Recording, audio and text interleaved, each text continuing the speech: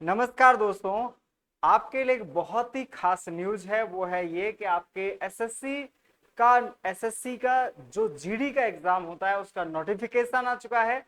और ये नोटिफिकेशन आपके लिए बहुत बड़ा एक अवसर है। उस अवसर को आपको जीवन में सबसे बेहतरीन तरीके से लेना है और आपको एग्जाम क्वालिफाइड करना है। तो सबसे पहले मैं आपको पूरी एसएससी के नोटिफिकेशन की ये पूरी जानकारी कंप्लीट डिटेल में देता हूं, तो मेरे वीडियो में लास्ट तक बने रहिए। और स्वागत है आपका तांडव क्लास पर। तो जैसे यहां पर मैं बात कर रहा हूं एसएससी जीडी एग्जाम की। एसएससी जीडी यानी जनरल ड्यूटी कांस्टेबल रैंक का जो एग्जाम होता है, कई विभागों में एसएससी कांस्टेबल रैंक की एक भर्ती प्रक्रिया कराती है, जिसमें कई अर्धसैनिक बलों की एक साथ भर्ती ये करता है। तो इसी का ये नोटिफिकेशन है। उन सभी युवाओं के लिए बहुत बड़ी खुशखबरी है जिनकी उम्र 18 से लेकर 23 के बीच में है। और अगर वो किसी खास कैटेगरी में आते हैं तो उसको रिलैक्सेशन भी है। जैसे एससी एसटी के लिए 5 साल का रिजर्वेशन है और ओबीसी और एक्स सर्विसमैन के लिए 3 साल का रिजर्वेशन है। तो जो भी विद्यार्थी इस भर्ती प्रक्रिया में शामिल होना चाहते हैं और फौजी बनने का जिनका सपना है, वो फौजी बनने का सपना पूरा होगा यहां से और एक बेहतरीन टीम के द्वारा। तो चलिए बच्चों, मैं डिस्कस करता हूं सबसे बड़ा एग्जाम पूरे इंडिया का, सबसे ज्यादा नंबर ऑफ कैंडिडेट जिसमें शामिल होते हैं, वो एग्जाम है एसएससी जीडी का। एसएससी जीडी का एग्जाम उन सभी अर्धसैनिक बलों की भर्ती करता है। अर्धसैनिक बल ऐसे बल होते हैं, जैसे आपने सीआरपीएफ सुना होगा, आपने एसएस, है ना, आपने एसएएफ, मतलब बहुत सारे डिपार्टमेंट जो होते हैं। जैसे कि मैं आपको इसको डिटेल में समझाने वाला हूं, है ना। SSC GD central arm public force जिसे हम कहते हैं, या इसको हम जीडी भी कह देते हैं। असम राइफल हुआ, इसमें तमाम प्रकार की जो है डिपार्टमेंट है, जिसमें कह सकते हैं अर्धसैनिक बल हैं जिनके लिए भर्ती प्रक्रिया चलती है। अब आपके सामने मैं सबसे पहले ये डिस्कस करने वाला हूं कि इसका फॉर्म जो है आ चुका है, नोटिफिकेशन आ चुका है, जिसका बच्चों को बहुत लंबे समय से इंतजार था। मैं आपको बता दूं कि लगभग 40,000 वैकेंसी, 39,000 कुछ वैकेंसी इसमें है, यानी लगभग समथिंग 40,000 वैकेंसी, जो कि बहुत नंबर ऑफ में होती है। इतनी संख्या अदर किसी भी विभाग में नहीं निकलती है। आपके पास बहुत बड़ा अवसर है जिसको आपको अपने जीवन का सबसे बड़ा लक्ष्य बनाना है, क्योंकि एक अवसर जाने से आपके जीवन में बहुत लंबा गैप हो जाता है। तो एक अवसर, एक प्रयास और एक बार में ही सफलता आपको सुनिश्चित करनी है। तो यहां पर मैं आपको जो समझा रहा हूं उस पर ध्यान दीजिए। सबसे मेन जो कॉन्सेप्ट मैं आपको बता रहा हूं उस पर ध्यान दीजिए। यहां सबसे पहले मैं आपको बता रहा हूं कि date of submission online form, यानी कि आज की डेट है 5 तारीख से स्टार्ट हो रहे हैं, यानी आज से ही फॉर्म डलना स्टार्ट हो चुके हैं। और दोस्तों 14/10 तक डलेंगे, मतलब इसकी लगभग 1 महीने के समथिंग ये पूरी प्रोसेस में आप फॉर्म डाल सकते हैं। 1 महीने के समथिंग आपको क्या है, अवसर है फॉर्म डालने का। हालांकि आपको जल्दी भरना है, सर्वर डाउन चलने लगता है, बहुत सारी समस्याएं आपके सामने आने लगती हैं। तो आपको उन समस्याओं से बचने के लिए समय से फॉर्म फिल करना है। और आपको फॉर्म फिल करना है, last date time received an online application, online application की लास्ट डेट है आपकी कितनी, तो आपको 11 बजे तक, कब भरने हैं फॉर्म, ये 11 बजे तक 14/10 को आपको फॉर्म भरना है। लेकिन आपको लास्ट डेट का इंतजार करना ही क्यों है, last date time of making online fee, यानी कि आप पेमेंट कब तक कर सकते हैं। तो एक दिन अवसर आपको एक दिन बाद तक का रहता है। कभी कभी ऑनलाइन पेमेंट नहीं हो पाता तो बाद में भी हो जाता है।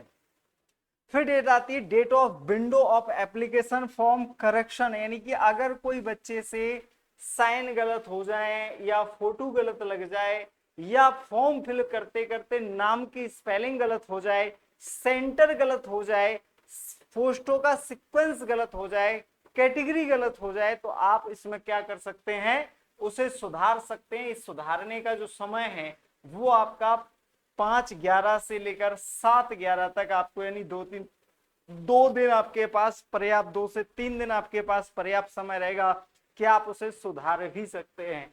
लेकिन आपको गलतियां करनी ही क्यों है, आप इतनी सावधानी से इसको करेंगे तो आपको गलतियां होंगी ही नहीं। Tentative schedule of computer based examination, अगर मैं बात करूं तो जनवरी फरवरी 2025 में एग्जाम है, तो दोस्तों आपके पास बहुत सारा वक्त भी है, क्योंकि एक एग्जाम को इतना समय मिल जाए, मैं समझता हूं कि कॉम्पिटिटिव एग्जाम के लिए स्वर्ण है, आपके लिए सोने जैसा वक्त है, आपके जीवन का सबसे महत्वपूर्ण वक्त है। और मैं समझता हूं कि एक विद्यार्थी जीवन में समय की जो कीमत है वो सबसे ज्यादा अहम है। अब इसके बाद हम आगे बढ़ते हैं, थोड़ा और आगे की बातें करते हैं, और आगे की बातें करते हैं, इसकी खास पॉइंटों पर जो चर्चा करते हैं, खास खास पॉइंटों पर इस पे चर्चा करते हैं, उनको आप देखिएगा एक बार, है ना, उनको आप देखिएगा। तो यहां पर टोटल वैकेंसी की अगर मैं चर्चा करूं मेरे प्यारे विद्यार्थी, तो टोटल वैकेंसी की अगर चर्चा करूं तो टोटल वैकेंसी आपकी है 39,481 वैकेंसी। ये बहुत बड़ा, ये बहुत बड़ा एक फिगर है, मैं देखा जाए तो ये बहुत ज्यादा वैकेंसी है, क्योंकि इतनी वैकेंसी में तो आपको एक पोस्ट लेनी है, इतनी वैकेंसी में आपको 1000 पोस्ट की नीड नहीं है भाई, आपको तो एक ही पोस्ट पर जॉब करनी है, हर पोस्ट पर आपको जॉब नहीं करनी है। इस बात को आपको क्या करना है, समझना है, इस बात को आपको क्या करना है, समझना है, ध्यान देना है। तो चलिएगा हम आगे और डिटेल में इस पे बात करते हैं। वैकेंसी दो तरीके से डिवाइडेड है, मेल फीमेल के लिए अलग अलग है, यानी कि मेल कैंडिडेट के लिए, मेल कैंडिडेट में भी अलग अलग कैटेगरी के लिए वैकेंसी डिवाइडेड है। जैसे अगर मैं बात करूं तो इसमें VSF, CISF, CRPF, SSB, ITBP, AR, SSF, है ना, NCV में टोटल इतने डिपार्टमेंटों में जो अर्धसैनिक बल जिन्हें हम कहते हैं, इनमें आर्म्स फोर्स जिन्हें हम नाम देते हैं, इनमें बहुत सारी वैकेंसीज हैं। अगर मैं इसमें सबसे ज्यादा बात करूं तो ये जो वैकेंसी अगर मैं बात करूं तो अदर पार्ट जर्नल की सबसे ज्यादा वैकेंसी होती है, ये आपको पता ही होना चाहिए। मेल के लिए टोटल ऑफ वैकेंसी है 35,612, और फीमेल की जो टोटल वैकेंसी है वो है आपकी 3800, यानी 3,869 जगह है। अगर मैं इसमें भी बात करूं कि किस विभाग में कितनी वैकेंसी है, किस जैसे BSF में टोटल 13,306 है, CISF में 6,430 है, CRPF में 11,299 है, और SSB में 819 है, ITBP में 2564 है, और AR में 1148 है, और SSF में 35 है। और इसमें देखा जाए तो सबसे नंबर ऑफ में सबसे ज्यादा है आपकी किसमें, VSF में, और नंबर 2 पर है CRPF में। ये वैकेंसी भी बच्चों किसमें डिवाइडेड है, अलग अलग कैटेगरी में डिवाइडेड है। जैसे SC की वैकेंसी अलग है, ST के लिए वैकेंसी अलग है, OBC के लिए वैकेंसी अलग है, EWS के लिए वैकेंसी अलग है, और जर्नल के लिए जिसे अनरिजर्व कैटेगरी कहते हैं उसके लिए वैकेंसी अलग है। तो मैं देख पा रहा हूं यहां पर कि VSF के लिए SC कैटेगरी के लिए 2018 है, ST के लिए इस तरीके से एक बड़ा सा यहां पर आंकड़े दिए गए। टोटल में अगर मैं देखूं तो ये टोटल अनरिजर्व कैटेगरी की जो वैकेंसी है वो है 15,094, और अगर मैं EWS की बात करूं तो 3496, और अगर मैं इसमें OBC की बात करूं तो 7,747, अगर मैं SC ST की बात करूं तो इसमें 4,021, और SC की बात करूं तो 5,254 वैकेंसी पुरुष वर्ग के लिए है, यानी मेल कैंडिडेट के लिए यहां पर इतनी वैकेंसी दिख रही है। अगर मैं फीमेल के लिए बात करूं तो SC ST OBC EWS और अनरिजर्व इस तरीके से यहां भी डिवाइडेड है।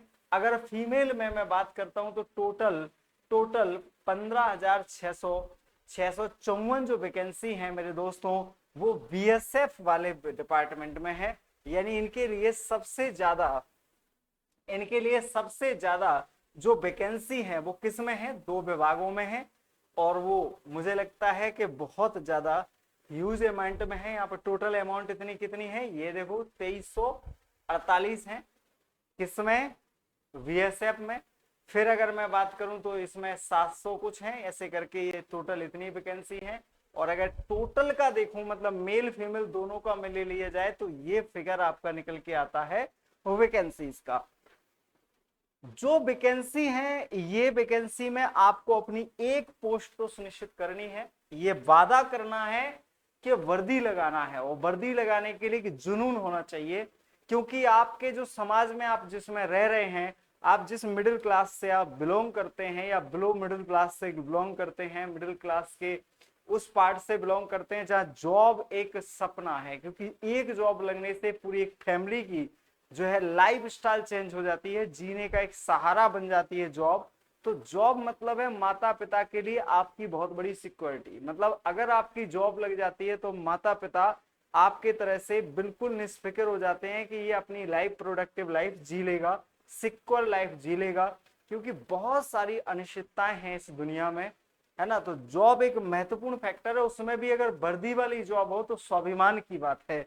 तो चलिए मेरे दोस्तों, यहाँ पर आपको मैंने वैकेंसी के बारे में डिटेल में बताया, आई होप कि आपको समझ में आया होगा। अगर आपको फिर भी कोई क्वेरीज है तो आप कमेंट करके मुझे बता सकते हैं। अब मैं यहाँ पर आपको ये एज रिलैक्सेशन कैटेगरीज वाइज जो दिया गया है उस पर डिटेल में डिस्कस करता हूं। तो यहां पर मैं बात करूं अगर कि एज रिलैक्सेशन, अगर मैं SC ST की बात करूं, यानी कि SC और ST जो दो कैटेगरी होती है उस कैटेगरी में आपको 5 ईयर रिलैक्सेशन है ना। और अगर आप OBC में आते हैं तो आपको 3 ईयर रिलैक्सेशन है। जैसे सपोज दैट कि आपकी एज 18 से 23 साल इसमें होती है, जिसमें अगर आप OBC से हैं तो आपको 3 प्लस कर लो, और अगर आप SC ST से हैं तो 5 प्लस कर लो, अगर आप एक्स सर्विसमैन हैं तो आपको 3 प्लस इसमें कर सकते हो।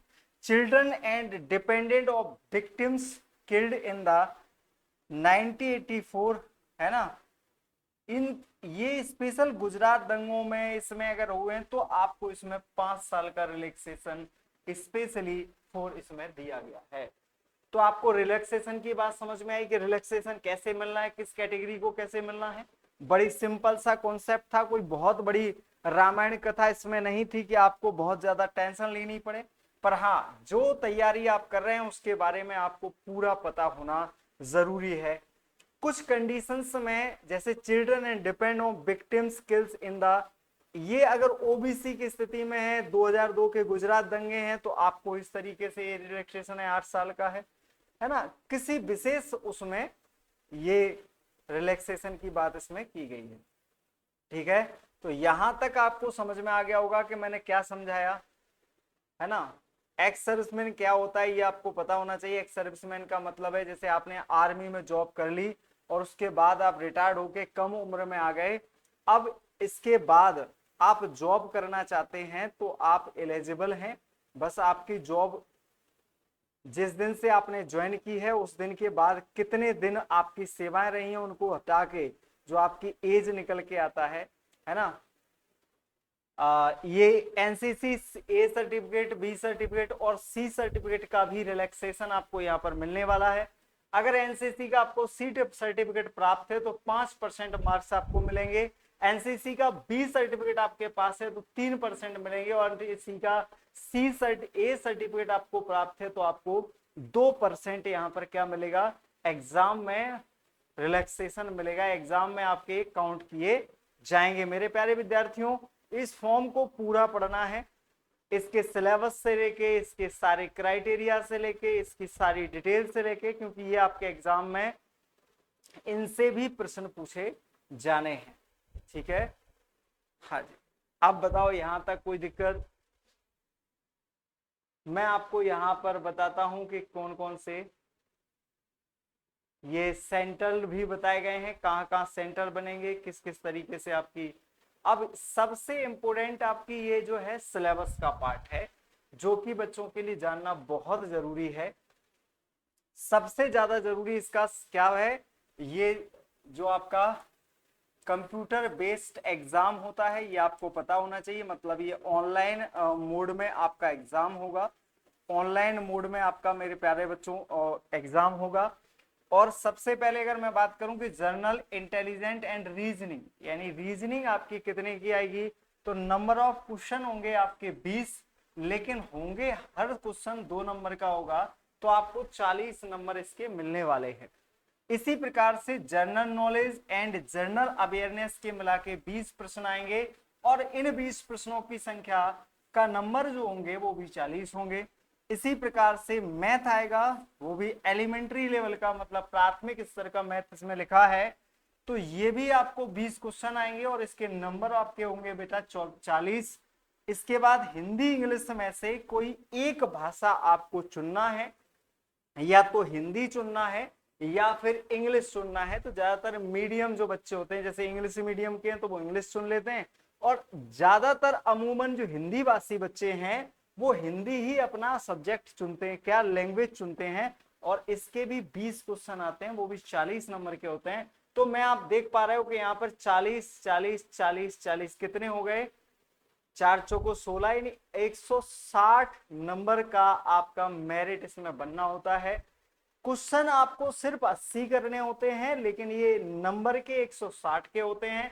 आपको समय बहुत कम मिलता है, सिर्फ 1 घंटे ही आपको इस एग्जाम में मिलता है। बहुत कम समय है, क्योंकि इसमें मैथ भी आ रहा है, मैथ 20 क्वेश्चन है, वैसे नंबर ऑफ 20 क्वेश्चन है, लेकिन फिर भी समय अगर देखा जाए तो सिर्फ 1 घंटे है। और इसका कट ऑफ भी अब लगभग 80% के आसपास जाने लगा है। तो दोस्तों आपको बहुत पढ़ने की आवश्यकता है। मैं देखता हूं एक समय पहले इसी एसएससी एग्जाम में 34% 32% के लोग भी जॉब कर रहे हैं, इनके केवल नंबर इतने आए थे, लेकिन अब इसकी कैटेगरी में नंबर बहुत बेहतरीन आने लगे हैं। तो इस तरीके से आपको सारे डिटेल मैंने आपको समझाया, आप फॉर्म भर सकते हैं, इस तरीके की डिटेल आपके लिए मिले हैं। तो जो बच्चे एग्जाम की प्रिपरेशन कर रहे हैं, तांडव क्लास से जुड़िएगा, आपको एक बेहतरीन टीम के द्वारा क्लासेस प्रोवाइड की जाएंगी।